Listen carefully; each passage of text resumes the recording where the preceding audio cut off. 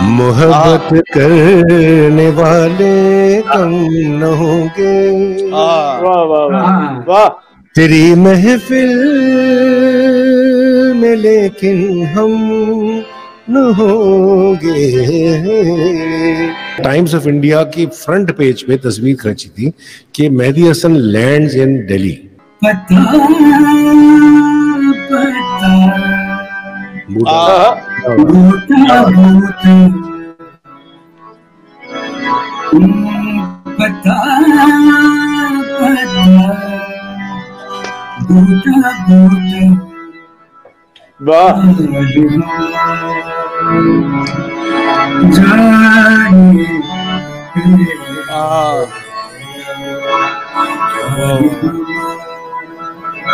अस्सलाम वालेकुम जी, मैं हूं तारिक अमीर और आप देख रहे हैं मीर टाकीज़।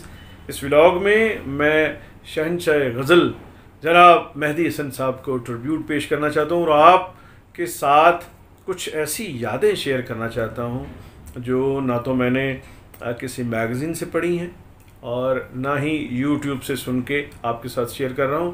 ये डायरेक्टली कुछ लेजेंड्स ने उनके मैंने इंटरव्यूज़ किए जब उन्होंने शेयर की, या डायरेक्ट मेहदी हसन साहब से जो मेरा तअल्लुक़ वास्ता रहा, रिश्ता रहा एक मद्दाह के तौर पे, वो मैं आपके साथ शेयर करूँगा।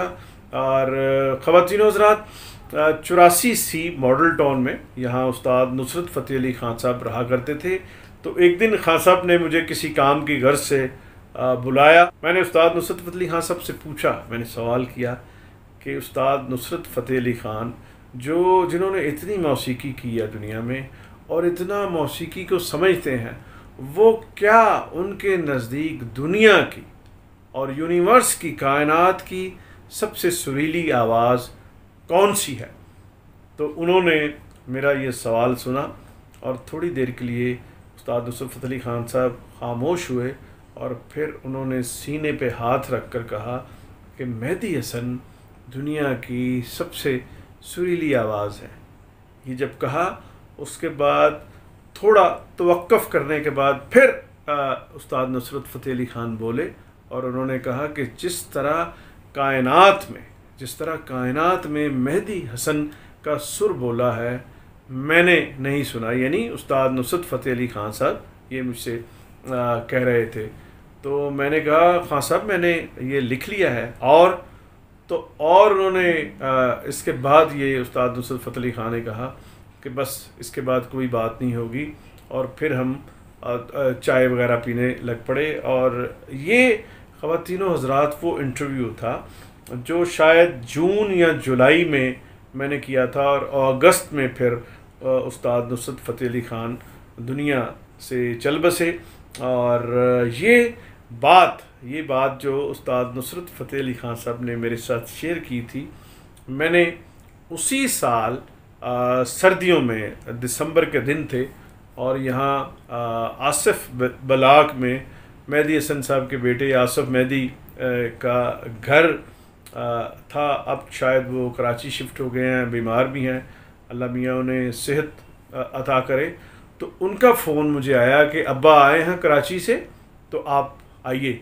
तो जब मैं वहाँ पहुँचा तो मेहदी हसन साहब के साथ कुछ और लोग थे, जिनमें अब्दुल सत्तार तारी साहब थे, ख्वाजा परवेज़ मरहूम थे, रियाज़ुर्रहमान सागर मरहूम थे, एम अशरफ मौसीकार एम अशरफ भी वहाँ थे, और एम अरशद साहब भी मौसीकार एम अरशद भी वहाँ थे।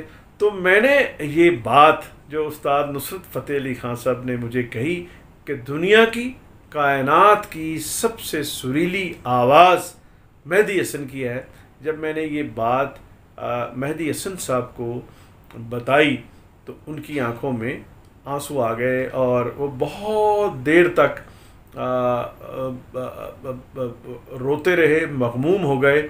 और उसी मुलाकात में मैंने मेहदी हसन साहब से पूछा कि ख़ान साहब ये फ़रमाएं कि जब आप और मलका तरन्नुम नूर जहां एक माइक पे खड़े होकर गाया करते थे तो क्या समा बनता था।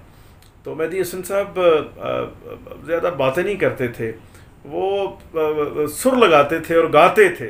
और बातें उन्होंने कम की हैं, काम ज़्यादा किया है दुनिया में अपनी ज़िंदगी में। उन्होंने कहा हाँ, मेरा सवाल सुना कि आप और नूर जहाँ जब गाती थी तो क्या समा बनता था, तो कहते हैं बड़ा मज़ा आता था। तो मैंने कहा हाँ साहब, ये तो हम सबको पता है, मज़ा तो आता ही होगा, मज़ा बनता है। और जब आप दो सुरीले गाते थे फ़नकार इतने बड़े, तो मज़ा तो बनता होगा, लेकिन इसको ज़रा थोड़ा एक्सप्लेन करें ताकि मैं कुछ इसको बढ़ा सकूं, लिख सकूं। तो फिर मेहदी हसन साहब ने कहा कि मैं और नूर जहाँ जब एक माइक पे खड़े होकर गाते थे तो नूर जहाँ गाना रोक दिया करती थी और मेरे सीने पे मुक्के मारती थी। नूर जहाँ ये कहती थी कि वे कित्थों सुर लाना, वे मेहदी हसना कित्थों सुर लाना है। तो मेहदी हसन साहब ने मुझे बताया कि फिर मैं उन्हें कहता था, मैडम देखिए मैंने सुर लगाया है, कोई आपको टच तो नहीं किया। तो इस तरह जो है, एक और रेफरेंस मलका तरन्नुम नूर जहाँ ने यहाँ लाहौर में कहा था, मेहदी हसन साहब के साथ शाम मनाई जा रही थी या ताजपोशी थी, तो उन्होंने कहा कि हम गाने बजाने वालों में ये मिथ है, ये समझा जाता है कि 7 नस्लें, 7 जनरेशन्स जब सोना चांदी और हीरे दान करे तो फिर किसी ख़ानदान में, किसी घराने में मेहदी हसन जैसा सुरीला आर्टिस्ट पैदा होता है। मलका तरन्नुम नूर जहाँ ने मेहदी हसन की सुपरलेटिव डिग्रियों में तारीफ़ की और कहा कि ऐसा सिंगर जो है सदियों में शायद पैदा हो। मलका तरन्नुम नूर जहाँ की तरह मेरी कई दफ़ा जब लता मंगेशकर साहबा के साथ बात हुई तो उन्होंने मेहदी हसन साहब का जो ज़िक्र किया और वो बड़ा उनको हाई प्लेस करती हैं अपनी ज़िंदगी में। पाकिस्तान में वो 2 जो प्लेबैक के हवाले से या गज़ल के हवाले से वो उन्होंने हमेशा ज़िक्र किया है, मलका तरन्नुम नूर जहाँ का और मेहदी हसन साहब का।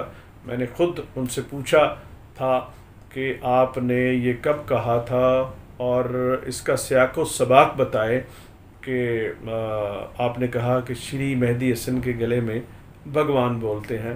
तो उन्होंने फिर इस सारे किस्से को बयान किया। तो लता मंगेशकर साहिबा ने कहा कि मेहदी हसन की सारी ज़िंदगी सुर में गुजरी है और उन्होंने जिस तरह से सुर को देखा है बहुत कम आर्टिस्टों के हिस्से आया है। इंडिया को चूँकि मौसीकी का गढ़ माना जाता है, समझा जाता है, वहाँ मौसीकी के हर जॉनरा को इज़्ज़त और तकरीम दी गई है, मिली है। तो वहाँ जो है इंडिया में लता मंगेशकर साहिबा हों या कल्याण जी आनंद जी हों या नौशाद साहब हों, दिलीप कुमार साहब हों, अमिताभ बच्चन हों, तलत अज़ीज़ तो उनके बेटे हैं और शागिर्द भी हैं, वो उनके साथ हमेशा रहे जब भी वो इंडिया गए। और तलत अज़ीज़ भाई जो हैं पिछले साल जब मेहदी हसन साहब की बरसी थी इन्हीं दिनों में, तो ऑनलाइन हमने उन्हें एक प्रोग्राम किया था जिसमें तलत अज़ीज़ साहब थे बम्बई से और दिल्ली से थे दलेर मेहदी और यहाँ पाकिस्तान लाहौर से थे रफ़ाकत Ali Khan.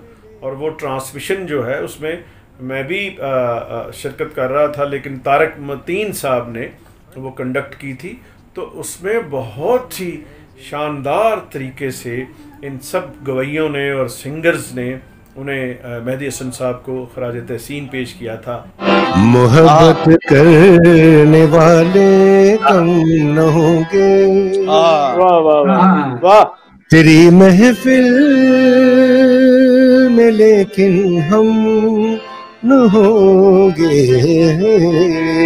Times of India की फ्रंट पेज पे तस्वीर खींची थी कि मेहदी हसन लैंड्स इन दिल्ली। पता पता बूटा बूटा पता पता बूटा बूटा वाह जाने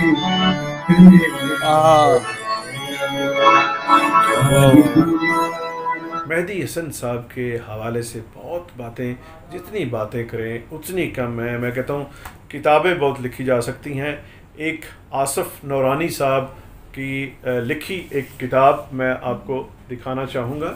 ये बहुत छोटी सी किताब है, लेकिन इसमें बहुत ही यूनिक और आला क्वालिटी की चीज़ें और ट्रिब्यूट जो है वो इकट्ठा किया गया है। मैं आपको यहाँ सुनाता हूँ। गुलजार साहब ने मेहदी हसन साहब को खराज तहसीन पेश किया और उस नज़्म का उन्वान आँखों को वीज़ा नहीं लगता। गुलजार साहब ने लिखी है और गुलजार साहब फरमाते हैं कि आँखों को वीज़ा नहीं लगता, सपनों की सरहद होती नहीं, बंद आँखों से रोज़ मैं सरहद पार चला जाता हूँ मिलने मेहदी हसन से। सुनता हूँ उनकी आवाज़ को चोट लगी है और गज़ल खामोश है सामने बैठी हुई। काँप रहे हैं होंठ गज़ल के, फिर भी उन आँखों का लहजा बदला नहीं।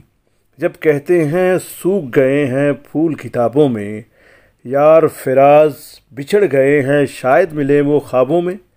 बंद आँखों से अक्सर सरहद पार चला जाता हूँ मैं, आँखों को वीज़ा नहीं लगता, सपनों की सरहद कोई नहीं।